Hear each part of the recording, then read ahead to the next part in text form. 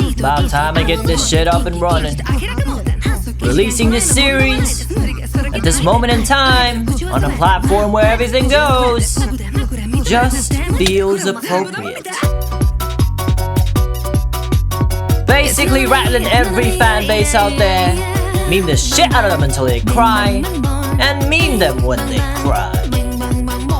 Feel free to also consider this an introduction video, since I may present this to normies that are not in the loop about subjects I deem interesting, therefore dragging some new people out of the comfort zone and into my realm of interest. We go through dominant clubs that play the sport of soccer.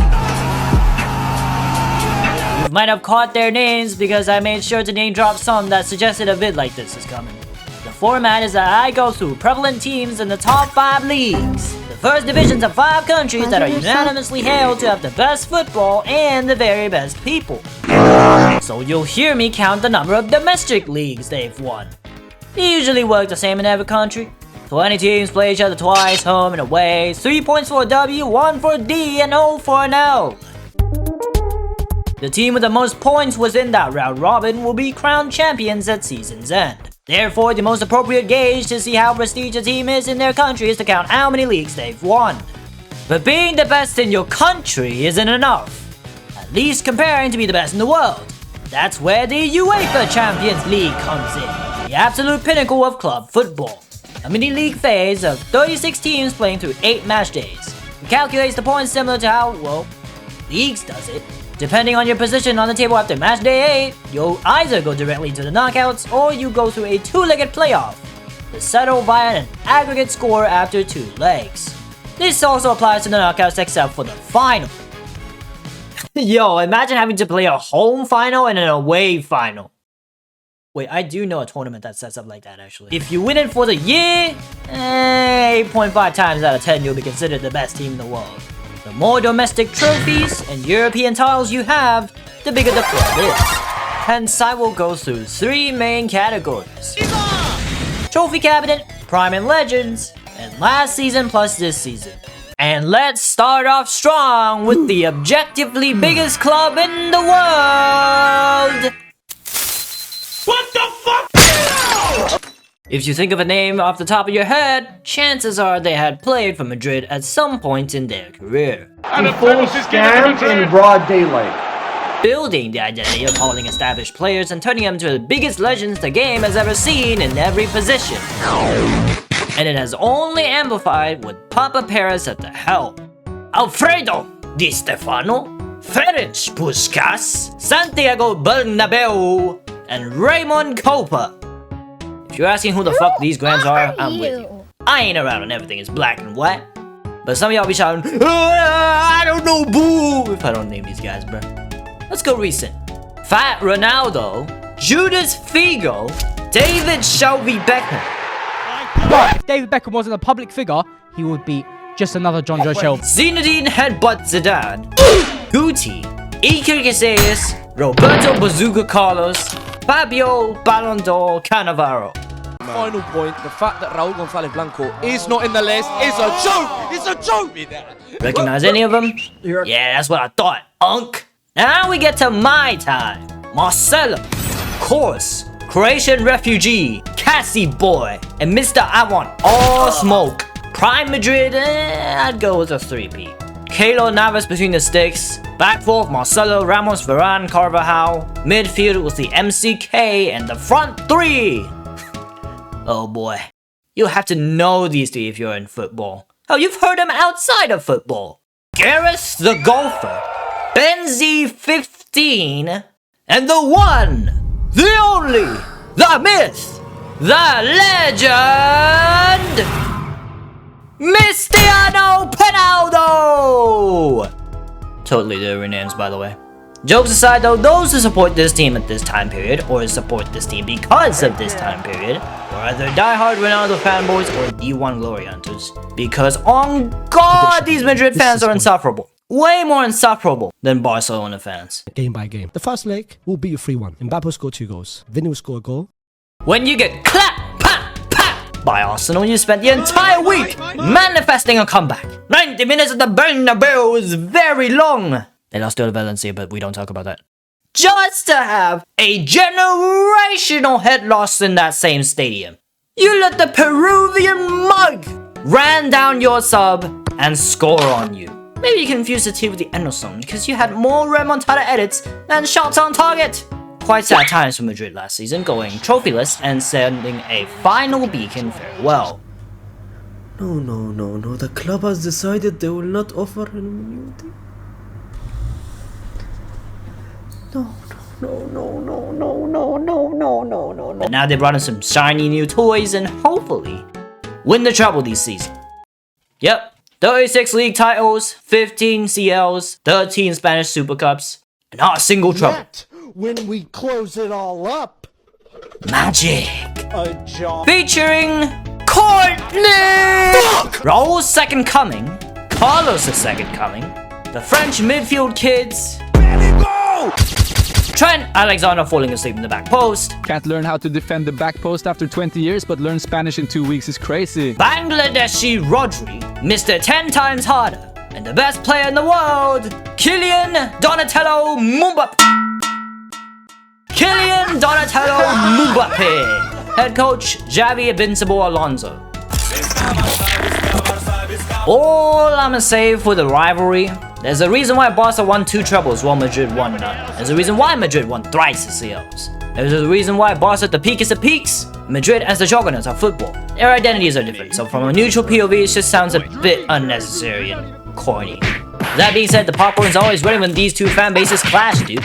Barca's identity is homegrown talent. And oh my god, the roster is probably more insane than Madrid's quality-wise. I can't even think of a way to slander these guys so that it makes sense. Xavi, Iniesta, Busquets, Fabregas, Thiago, and of course, the GOATs! Encara Messi, encara Messi, encara Messi, encara Messi, encara Messi, encara Messi, encara Messi, encara Messi, encara Messi, encara Messi, gol. Now my murder time is, so let's say it. Yes, he is objectively better than Ronaldo. The head-to-head proves it, the stat proves it, and of course, the World Cup proves it. Anywho, prime time. Barca 09, from what I've heard, is the best team in history, but I was a toddler in 09 welcoming my sister to my family. So, 2015. Ter Stegen as keeper, Alves, PK, Mascherano, Alba at the back, midfielders of Rakitic, Busquets, Iniesta, and if Madrid has the BBC, Barca has the MSN.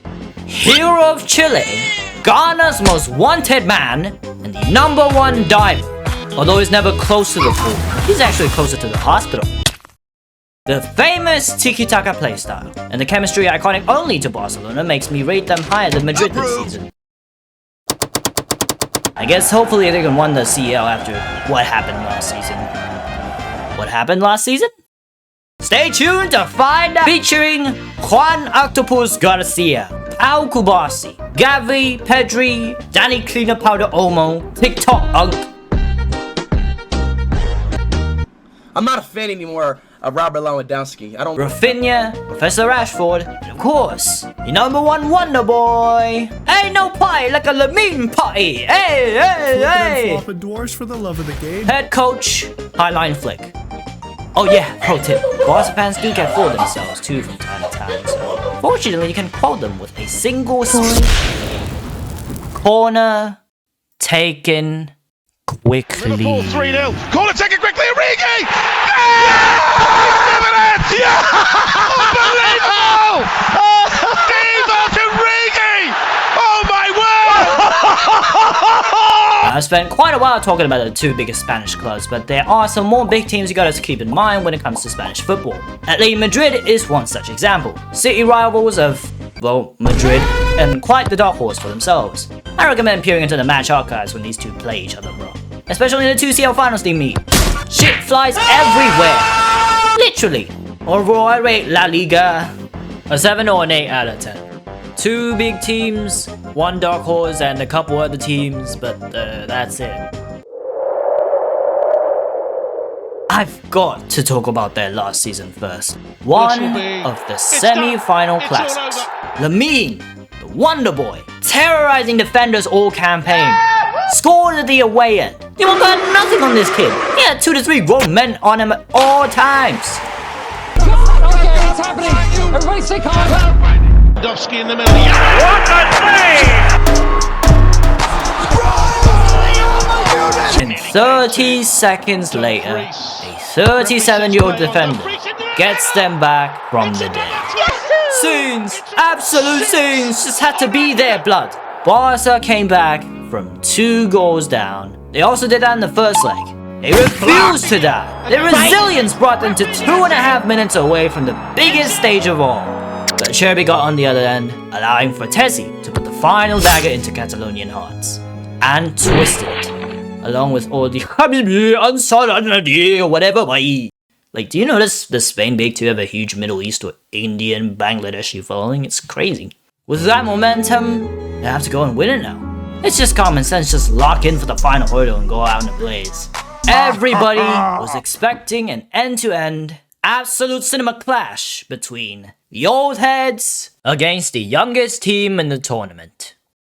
We got hoodwinked, bamboozled, led astray, run amok, and flat out deceived! How are you gonna let the ops spread you wide and fill you up like that, man?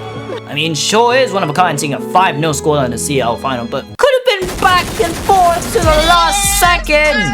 Anyways, 20-time league winners, 9-time Coppa Italia winners, 8-time Supercoppa winners, and 3 CLs. Earlier I did say that Barcelona was the greatest team in history, until they meet an Italian team. The nation of Italy puts all their points into the defense skill tree. Always has been. The real talking point was the guy at the helm at the time. Binary. I am a lesbian, I am pansexual. I am Jose Mourinho. The man took a Porto squad who was bang average players to win the Champions League. Amongst the last time anyone outside of the Big 5 leagues to have this honor. It was 21 years ago. He also has a tactic colloquially known as parking the bus.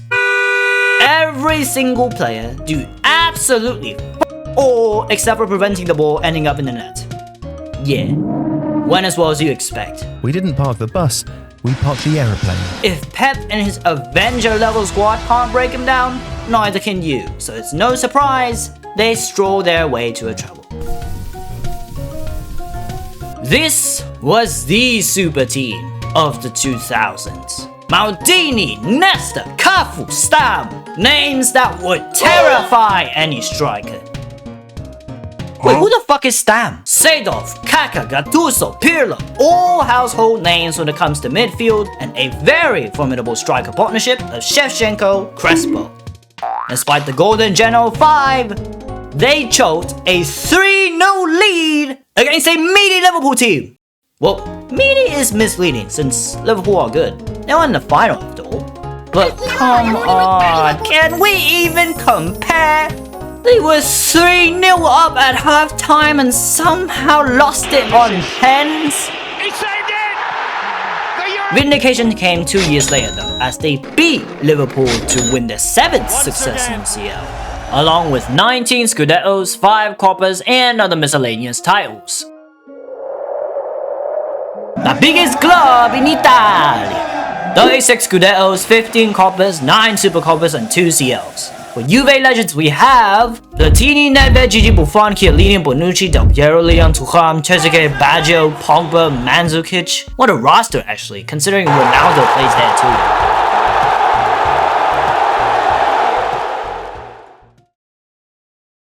You may notice something. I still haven't went over the players that would be playing this season because, well, Italian football are in quite the dire state right now. Inter, AC, Juve on at the best. This has been the case for quite some time. Ever since Italy missed their 2nd World Cup running, it has been grim blood. That's why I never want to invest my time in Seri A, honestly. Every legend has to go through this league in the 2000s, but now it's just a shadow of its past self. The Italian league is Seri A. In fact, if you want to invest in one Italian team, I reckon happily. 2 times in the last 3 years, the Scudetto holder at the moment, with an exciting roster of KDB, McTominay, Lukaku. I can't lie, bro needs therapy after that one. Di Lorenzo, Noah Lang, and even that. Notice just how many world-class Italian players that are playing for their league right now. And God forbid they miss the 3rd World Cup in a row now. Seri A 6 out of 10, bro.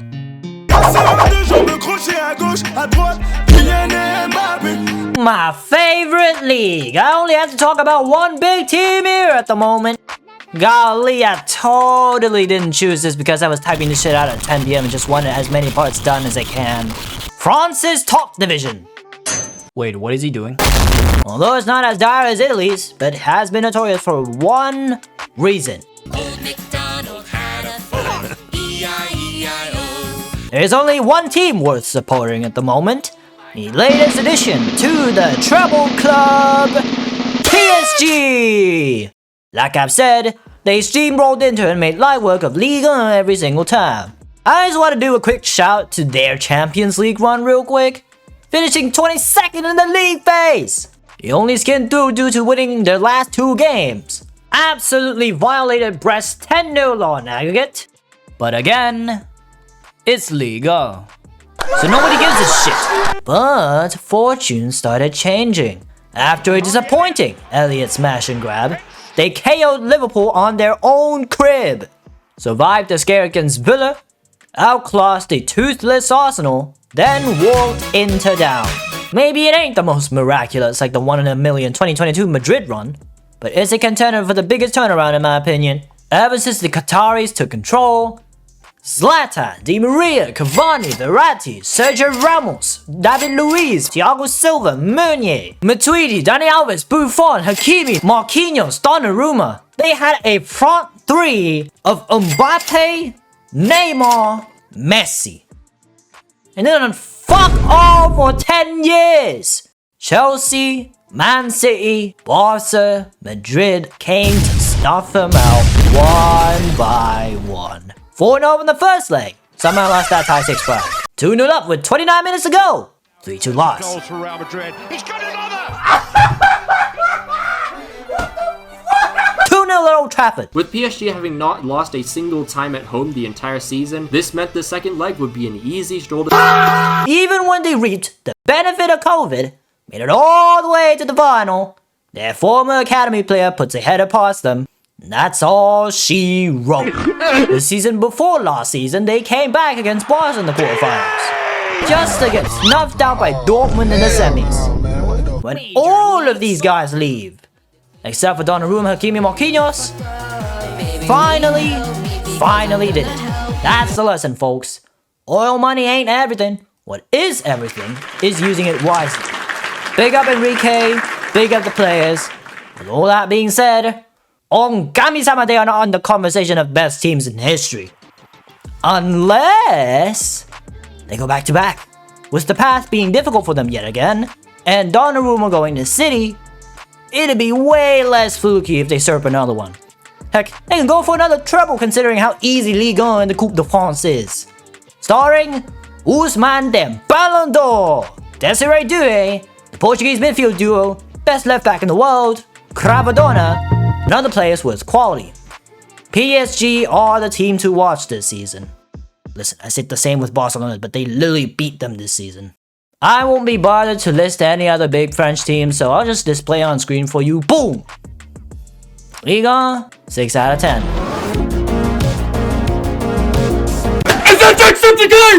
Same as the French league, the German league is kind of a farmer's as well. Because of this team right here.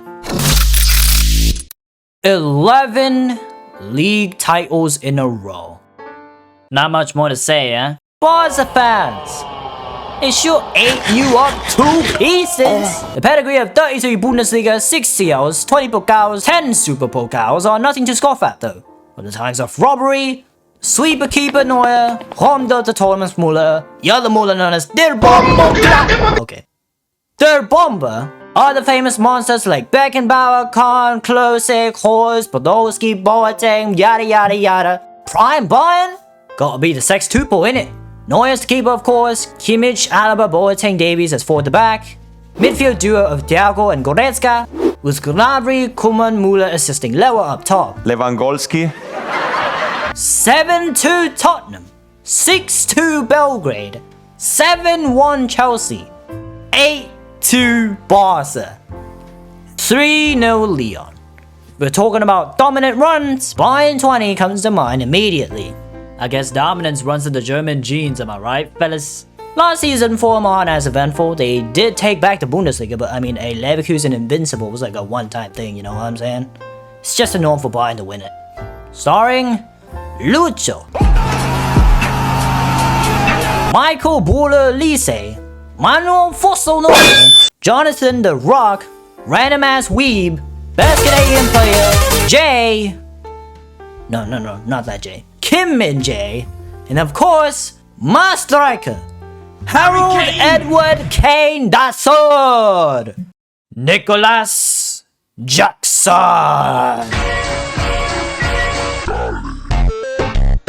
Coach, Mr. Fell upwards. Somehow. Yeah, not too much to say about these guys really, since Bayern is so much stronger now. They made it to the quarterfinals last Champions League, finalists the season before, shout out that. If you're into Dortmund even just a bit, congrats. You've officially dipped your foot into football territory. You actually need ball knowledge to know how good Dortmund is, cause they've been the secret talent factory for quite a while, especially when it comes to strikers. Aubameyang, Haaland, Isak, Lewa, Dembele, Adeyemi, and this season they have Guirassy, so surprisingly a lot. The Bellingham brothers played for them, and yeah, outside of that, you need a lot of ball. Some more noticeable guys I'm gonna name on top of my head, Meunier, Götze, Kobel, Julian Brandt, Emre Can, and the living legend, Marco Reus. 8 league titles, 5 German Cups, 6 Super Cups, 1 CL. Not the worst when it comes to big teams, but hey, God bless you if you actually choose to root for this team, because you are definitely vulnerable for lots and lots of heartbreak. That's the 2 biggest German teams. Another one that caused quite the stir recently is Bayern Neverlosers from 2 seasons ago. From winning the league unbeaten and Xabi Alonso to be the best coach in the world, and are 1 win away from a historic treble before Real Madrid, they legit did not lose for the whole season, dude. But hey, look man, and it's all over. What happens when you see an entire roster of players all cooked at the same time? They get raided. I've only watched professionally for like 2 years. Even I guarantee you'll never see a team get pillaged this badly. Xabi Alonso is a Madrid legend, and Real Madrid went trophyless last season. You can see what's about to happen here. That was just the beginning. Your best defender? Sold. Best attacking wingback in the world? Sold. Your best midfielder / wonder kid? Sold. Your leader figure? Sold. Your first choice keeper? Sold. Yet another promising defender? Sold. Your top scorer in the invincible run? Sold. 1 summer, 1 transfer did this to them.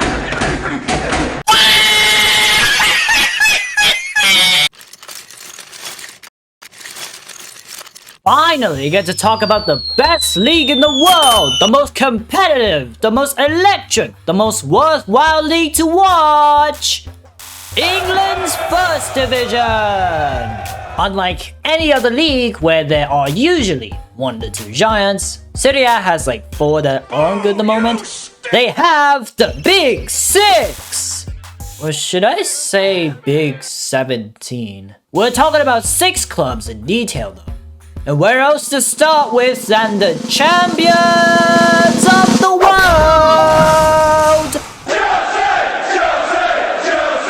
Man, get that weak ass chant out of here. Manager sacking FC.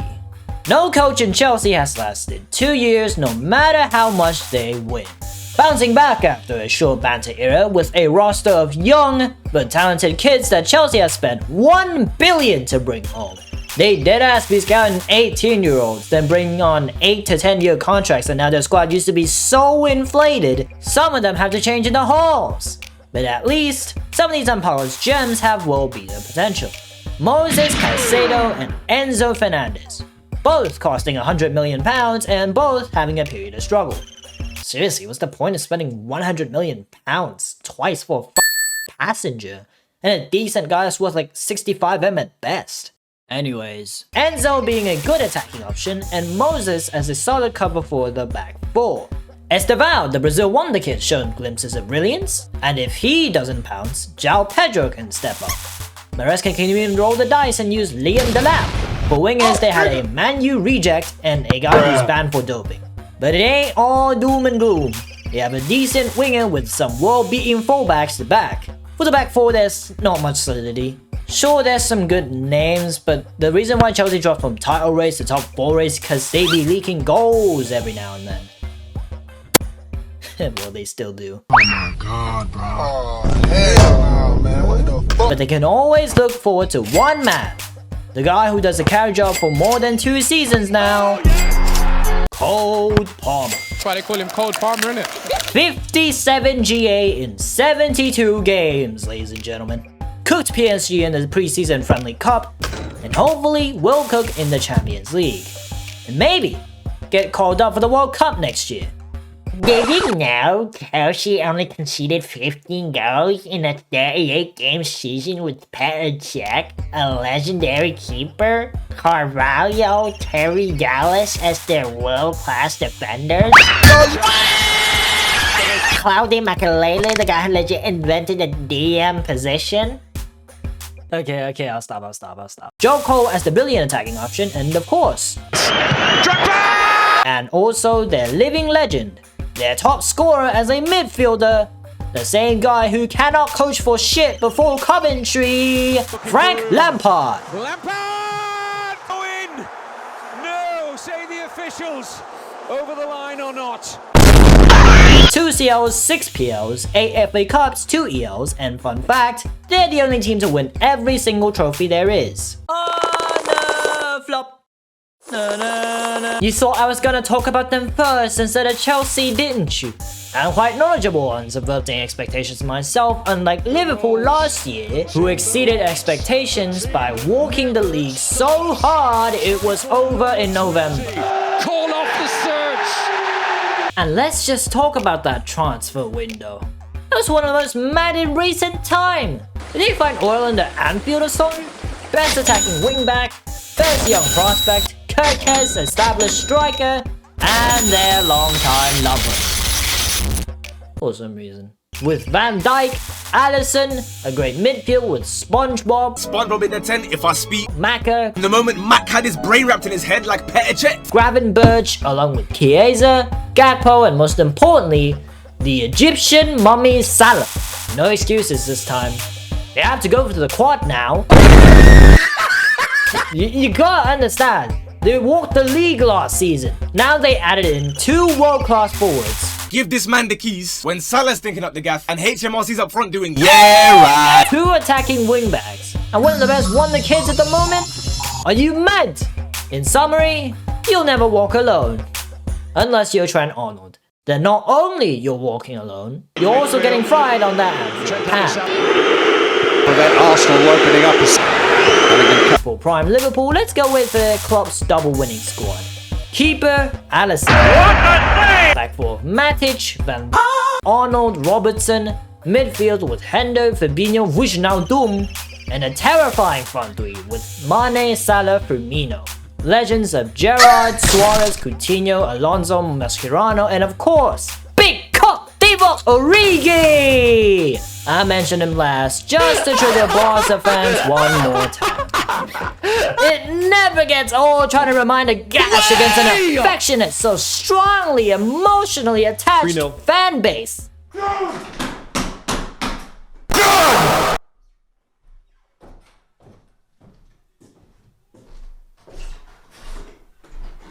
I'm done, bro. I want to switch. I want to turn off this. Basically, they were nobodies before 2008, and the Middle East took over. They win some, then Big Brain Pep takes over, changes the team and the footballing world, making Man City winning titles the new norm. Won the treble, finally earning them their only CL, winning 4 in a row, which is impressive, yet boring. Yes, I do have a problem with Pep. Now even League 1 teams are trying to play from the back. So I'm pretty glad he fell off last season. Going from 90% possession game against Napoli in the midweek to playing ramble versus Arsenal in the weekend is just diabolical. See, you're no longer the juggernauts we used to know, even with Reinders, Cherokee, Bakhmut, or Donnarumma. Still enough quality to sweep every team though. Rodri, Bernardo Silva, Ruben Diaz, Gvardiol, Stones, Coutinho, Frozen, Kovacic, and of course, Baby Thor, Erling Braut Haaland. As for Prime Man City, it's difficult to choose between the treble squad and the Centurions, so I'm gonna go over both. Keeper for both teams, Edison. Back four for the Centurions with Fabian Delph, Stones, Otamendi, Walker. For the treble, we have a back three with Diaz, Akanji, Walker. Midfield trio of Fernandinho DM, I got this! David Silva and KDB. Triple winners have Stones in midfield. Rodri instead of Fernandinho, with German Zidane pairing with KDB this time. I rate the front three of Sane, Aguero, Sterling more, although Grealish, Bernardo, Haaland ain't half bad. Especially Haaland. 36 goals in 38 PL games? No one's reaching that record. I don't really know what's there for me to say except for the Since, you know, people always say you have no history. What do Vtubers and Arsenal FC have in common? They are both supported by Gunners!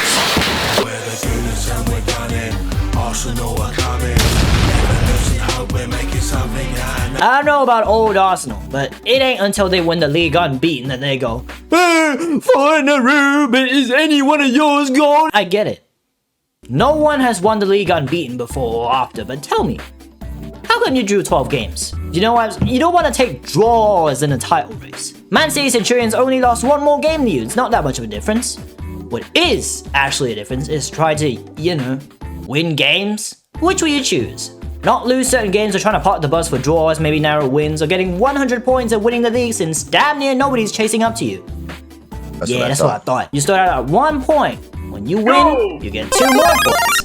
When you lose 1 point. Which means you get double the reward for the risk you will take it. So yeah, as long as Arteta don't want to win games, it's gonna be another long season for you. Arsenal's crest has a very delectable cannon that is used not to blow up their ops, but rather all their hopes and dreams. I've seen my team spend 248 days top of the league in one season and still not win it, before then getting 89 points the following season and still not winning it, before beating Real Madrid in the Champions League quarterfinals the next season, just to lose to the biggest bosses Europe has ever seen. Honestly, I'm done, man. And after all this, I'm gonna have to see my team give a guard of honor this Sunday to the team I've been saying are gonna fall off this entire season. Arsenal leaving it up to able to choke is just as inevitable as me finding toxic children in TSB. LOL. The last 2 seasons, Man City are still the juggernauts, so when Arsenal slipped, they got ran down like how LeBron did stuff. But the one time City finally fell off, they were vulnerable. They were on relegation form. And somehow Phase 8 Arteta got dusted so badly by Phase 1 slot. Now they served up possibly the transfer window of the decade. So how are you competing? 2 DMs, 2 CBs, decent right wing, a proper midfield baller, and finally a number 9 in the name of Victor Gyökeres. Did y'all know how much Arsenal fans prayed for a striker? It was played a DM up top and tried to salvage for this. And it actually kind of worked. But now having a great target guy up top will fix things up, surely. Surely have to win something to end their 5-year trophy drought, right? You have no excuses, Arteta. You have never won the UCL, and your fan base... 2 incidents or 2 times in history that probably weren't on the pitch, and the first one was the Queen dying. Well, I guess they tend to forget that their size in reality is closer to Wycombe than to Real Madrid. And when the elephant inevitably falls down, they always fall back to where there's always next season, isn't it? This is Deckers later when he gets home from the Emirates.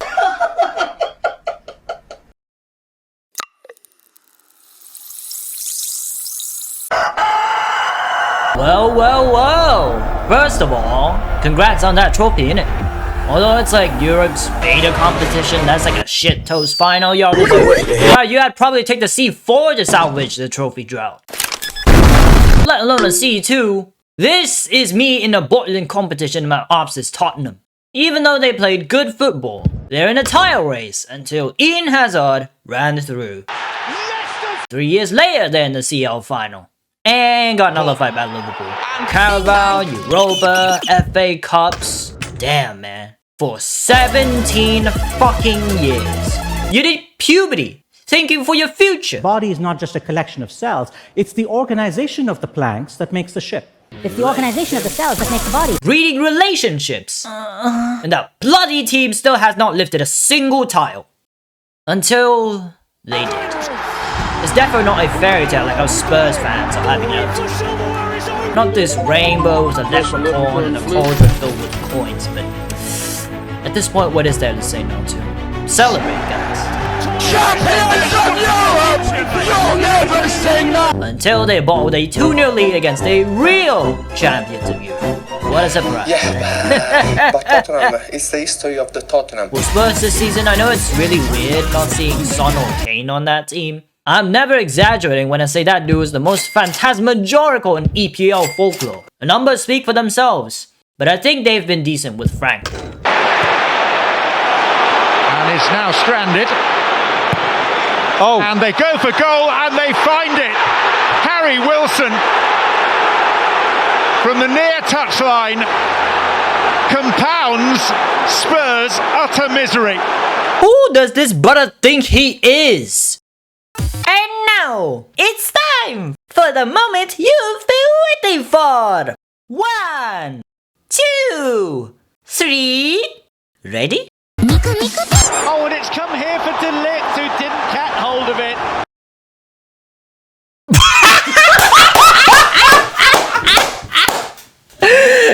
What? I'm tired of this shit, man. I'm tired of this shit. Oh, the score! The second! Oh my god! Oh my god, no! Oh, no! You prick! Get up! No, I'm done. No!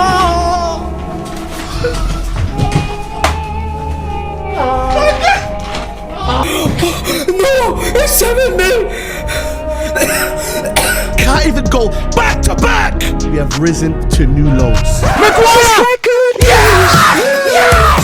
Slappy Maguire! Harry Maguire! No! Maguire! 5-4! We're gonna win the lot! Harry Maguire! To the box. There's no way. There's absolutely no way.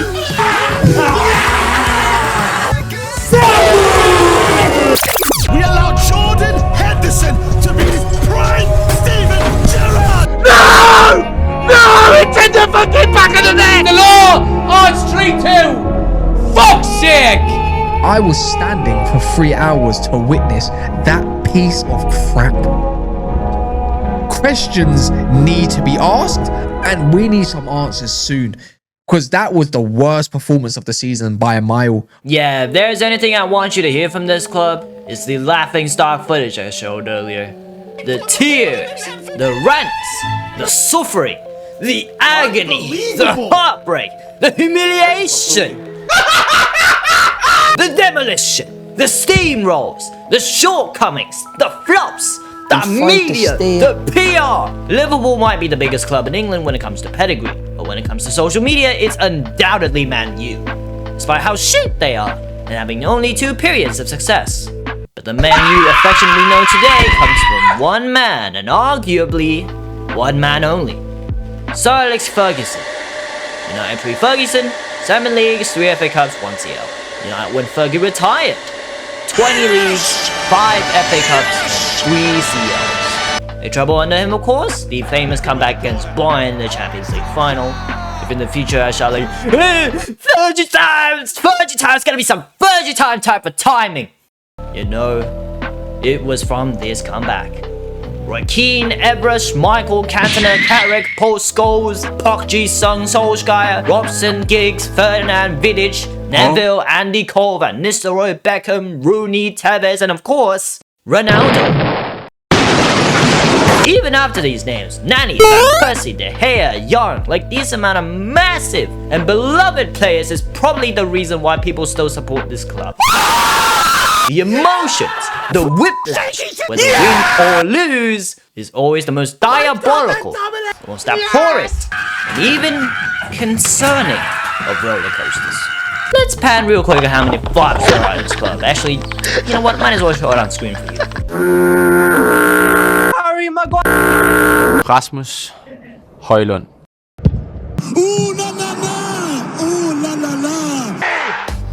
Enzo was so bad, he got dominated by Ugarte! Theatre dreams?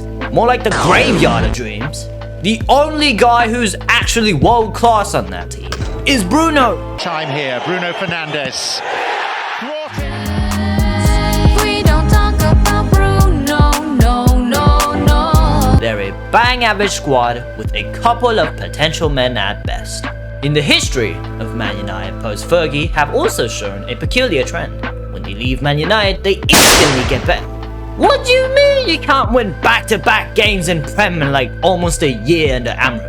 Standards went from winning Prem serially to be content finishing second under Ole, to third under Ten Hag, when they lost 7-0 to their bitter rivals of course, to flipping 8th in Eric Ten Hag's second season. And even though you gave him hundreds of millions, believed in him since they beat Man City in the FA Cup final, just to sack him 3 months later and bring in a guy who's promising in Portugal only.